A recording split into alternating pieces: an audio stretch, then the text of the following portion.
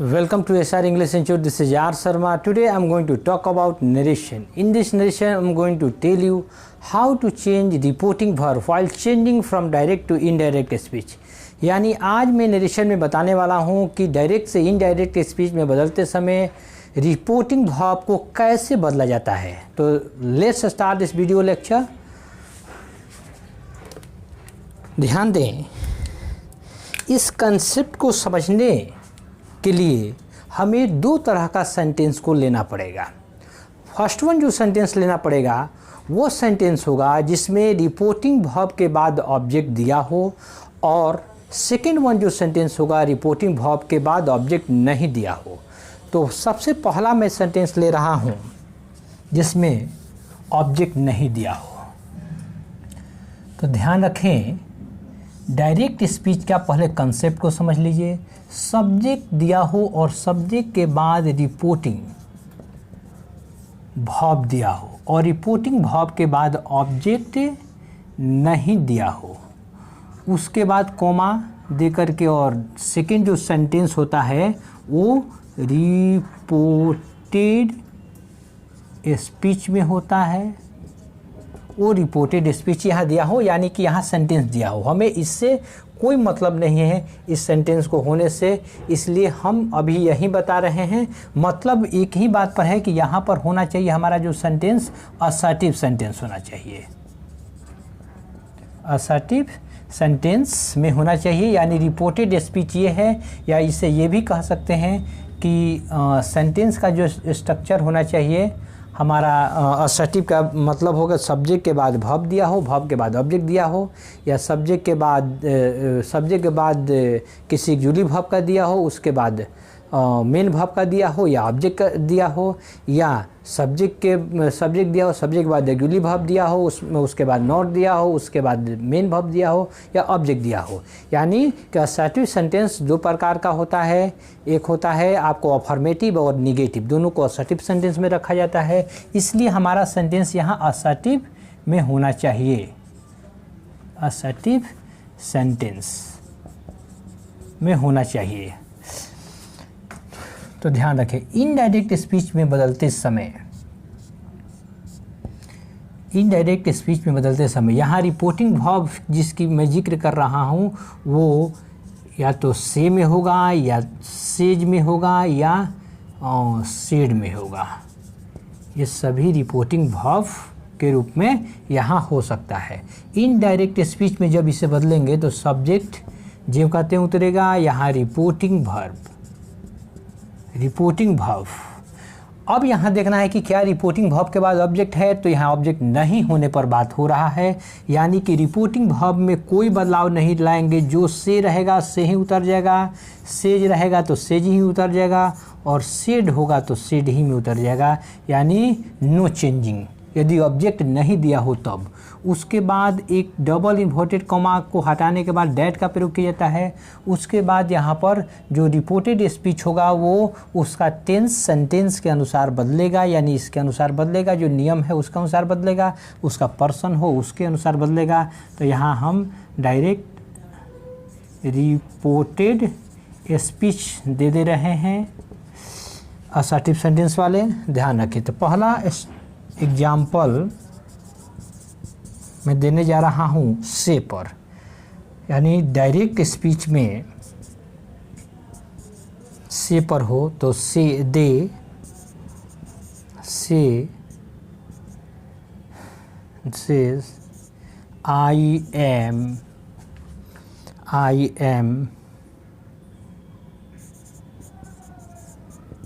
Playing cricket. ध्यान रखें, अब इसे बदलना हो इनडायरेक्ट स्पीच में तो ये तो ज्यों का त्यों उतर जाता है. से जो होगा से में ही रह जाएगा क्योंकि इसके बाद ऑब्जेक्ट नहीं दिया हो, और डबल इन्वर्टेड कॉमा के बदले में डैट का प्रयोग करेंगे. फर्स्ट पर्सन सब्जेक्ट के अनुसार बदलेगा.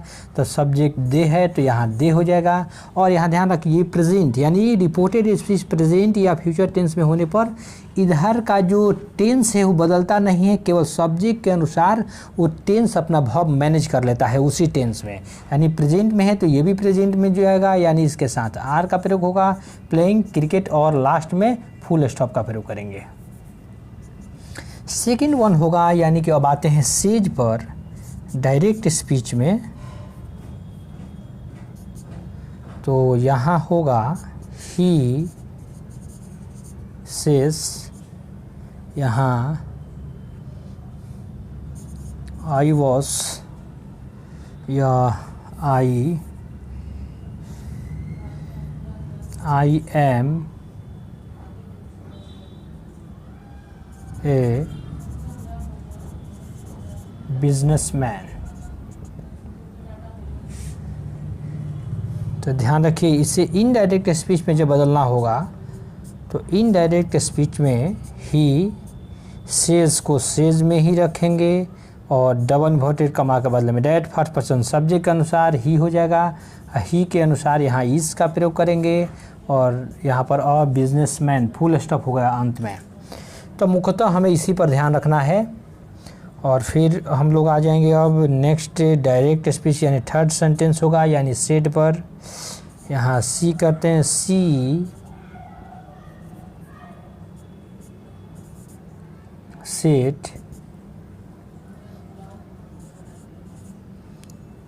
वी आर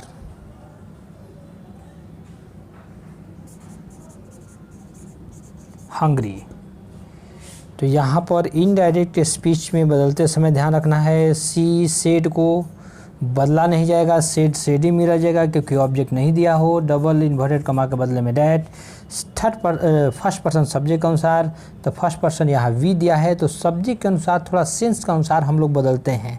तो ये पुलर नंबर में है तो ये, और ये सिंगुलर नंबर में है तो ध्यान रखना है, ये पुलर नंबर में हो तो इस थर्ड पर्सन को यहाँ सी होना जरूर चाहिए, लेकिन सी से पूरी यानी हम लोगों का बोध नहीं हो रहा है तो इसी का पुलर नंबर में बदल दिया जाता है, यानी कि यहाँ दे होगा, दे आर हंग्री।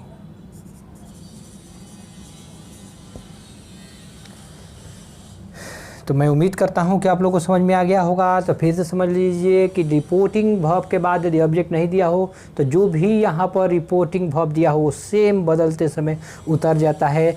इधर रिपोर्टेड स्पीच तो हमारा नियमतः बदलता है, जो नियम आपको दिया गया है कि यहाँ पर यदि प्रेजेंट या फ्यूचर टेंस में दिया हो तो ये वाला सेंटेंस का वर्ब नहीं बदलेगा, केवल प्रोनाउन बदलेगा। यदि ये पास्ट टेंस में सेड जैसे दिया हो, ये से और से प्रेजेंट में है, सेड जैसा हो तो यहाँ पर रिपोर्टेड स्पीच का टेंस भी बदलेगा और पर्सन भी बदलता है। यानी पर्सन तो किसी कंडीशन में बदलता है, चाहे वो इधर का टेंस प्रेजेंट, फ्यूचर या पास्ट किसी में रहे, लेकिन टेंस तभी बदलता है जब यह पास्ट टेंस में बदलता है। और पर्सन की बदलने का जो है इस वर्ब के अनुसार कोई लेना देना नहीं है। प्लस में अदर पार्ट ऑफ स्पीच जो बताया था, अन्य पार्ट ऑफ स्पीच जो मैंने पिछले वीडियो लेक्चर में बताया है इसके जस्ट पहले, वो ये पास्ट टेंस में रहेगा तभी बदलता है। अब आते हैं सेकंड जो स्ट्रक्चर है, वो स्ट्रक्चर यानी इन डायरेक्ट स्पीच को ले रहे हैं कि सब्जेक्ट के बाद यदि यहाँ पर रिपोर्टिंग वर्ब दिया हो और रिपोर्टिंग वर्ब के बाद ऑब्जेक्ट दिया हो, और ऑब्जेक्ट जो रहेगा ऐसे स्थिति में टू के बाद रहेगा, टू के बाद ऑब्जेक्ट होगा और कॉमा डबल इन्वर्टेड कॉमा में रिपोर्टेड स्पीच होगा। और रिपोर्टेड स्पीच जो होगा ये असर्टिव सेंटेंस में होगा या अफर्मेटिव या निगेटिव सेंटेंस में भी होता है। असर्टिव सेंटेंस में दो आता है, अफर्मेटिव और निगेटिव सेंटेंस। तो इनडायरेक्ट स्पीच में इसे बदलते समय ध्यान में रखना है कि सब्जेक्ट ज्यों का त्यों उतर जाएगा। रिपोर्टिंग वर्ब जो रहेगा यह रहेगा इस तरह से, यहाँ से होगा और या सेज होगा या सेड होगा, यानी जो इसमें रहेगा वही चीज़ इसमें भी रहेगा। केवल अंतर है कि इसके बाद ऑब्जेक्ट आया है, इसमें ऑब्जेक्ट नहीं आया है। ऑब्जेक्ट नहीं आने पर ज्यों का त्यों उतर जाएगा, ऑब्जेक्ट आने पर बदलेगा। तो ध्यान रखिए, रिपोर्टिंग वर्ब को यहाँ बदला जाएगा, टू को भी हटा दिया जाएगा क्योंकि से, सेज और सेड अपने बाद में टू लेता है। और यहाँ पर जो बदल कर रिपोर्टिंग वर्ब होगा वो टू टेल, टेल या टेल्स या टूल में हो जाएगा। तो ऐसे टेल अपने बाद में, यानी टेल का रूप अपने बाद में टू नहीं लेता है, तो टू हट जाएगा तो ऑब्जेक्ट डायरेक्ट होगा। और अब यहाँ पर डैट का प्रयोग किया जाएगा क्योंकि आगे वाला सेंटेंस हमारा असर्टिव है। उसके बाद यहाँ पर रिपोर्टेड स्पीच का जो सेंटेंस है यहाँ नियम के अनुसार हम लोग बनाएंगे। अब आते हैं इस पर सेंटेंस पर एग्जाम्पल की जहाँ तक बात है तो EXAMPLES एग्जाम्पल्स जो है, मान लीजिए कि डायरेक्ट स्पीच में यदि दिया हो we say to me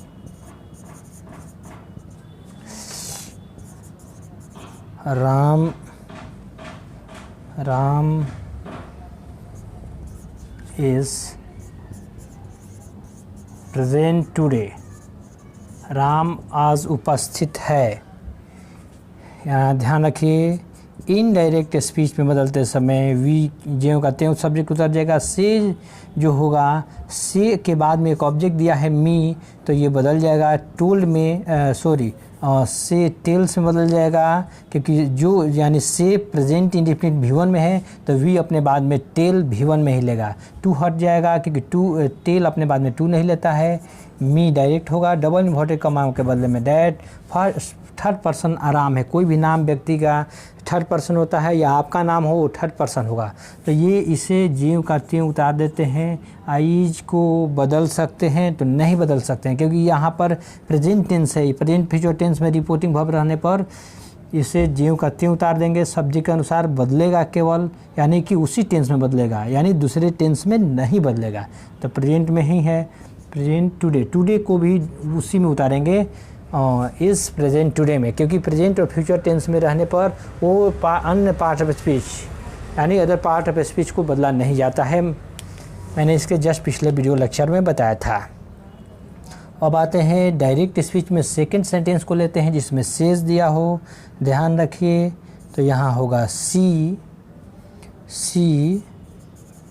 says to me you are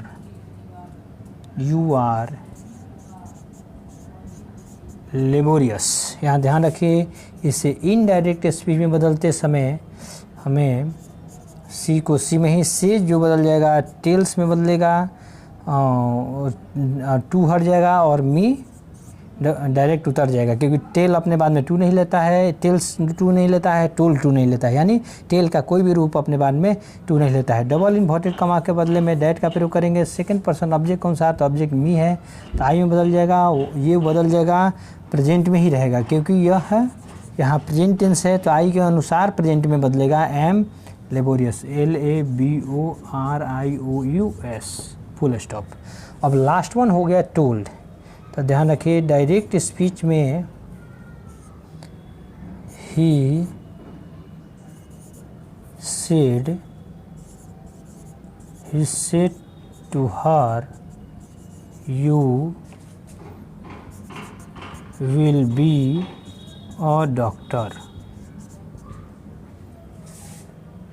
ध्यान रखें इनडायरेक्ट स्पीच में जब बदलेंगे तो ही और सेड बदल जाएगा टोल्ड में और टू हट जाएगा, हर डायरेक्ट उतर जाएगा। डबल इन्वर्टेड कॉमा के बदले में डैट का प्रयोग करेंगे। सेकंड पर्सन ऑब्जेक्ट के अनुसार हर दिया है, हर यानी कि सी का रूप है तो सी सब्जेक्ट के रूप में कर देंगे। ये ऑब्जेक्टिव केस में था तो इस शुरू में हम लोग किस सेंटेंस के सब्जेक्टिव केस में बदल देते हैं। और विल को वुड में बदल दिया जाएगा और B a doctor full stop. यहाँ डबल इन्वर्टेड कॉमा नहीं होगा, फुल स्टॉप हो जाएगा। तो मैं उम्मीद करता हूँ कि आप लोग को अच्छी तरह ये बात समझ में आ गया होगा। तो फिर से थोड़ा हिंट ले लीजिए, जब रिपोर्टिंग वर्ब के बाद ऑब्जेक्ट दिया हो तो वो ऑब्जेक्ट नहीं दिया हो तो रिपोर्टिंग वर्ब ज्यों का त्यों उतर जाएगा इनडायरेक्ट स्पीच में बदलते समय। लेकिन यदि रिपोर्टिंग वर्ब के बाद ऑब्जेक्ट दिया हो टू के बाद तो ऐसे परिस्थिति में रिपोर्टिंग वर्ब बदल जाता है। से बदल जाएगा टेल में, सेज बदल जाएगा टेल्स में, सेड बदल जाएगा टोल्ड में, और उसी के अनुसार पूरे वाक्य को बदलेंगे। तो ऐसे कंडीशन ये भी है कि इसमें इसके बाद वाला जो सेंटेंस होना चाहिए, रिपोर्टेड स्पीच का जो सेंटेंस होना चाहिए वो असर्टिव सेंटेंस में होना चाहिए, तभी हम लोग टेल, टेल्स या टोल्ड में बदलते हैं यदि ऑब्जेक्ट रहने पर। यदि यहाँ ऑब्जेक्ट नहीं रहता है तो हम इसी में बदल देते हैं। और भी विशेष रूल्स है कि कुछ ऐसे भी सेंटेंस आपको आगे बताएंगे जिसमें ऑब्जेक्ट नहीं रहने पर भी रिपोर्टिंग स्पीच से बदलता है। तो वो सेंटेंस में अंतर यही है कि उसमें यहाँ जो असर्टिव सेंटेंस आ रहा है वहाँ पर कोई दूसरा सेंटेंस रहेगा। तो इस कंसेप्ट को मैं नेक्स्ट वीडियो लेक्चर में बताऊँगा, तो ध्यान रखें। यदि आप लोगों को वीडियो पसंद आया हो तो इसे लाइक, सब्सक्राइब तथा शेयर करना ना भूलें। Thank you for watching this video.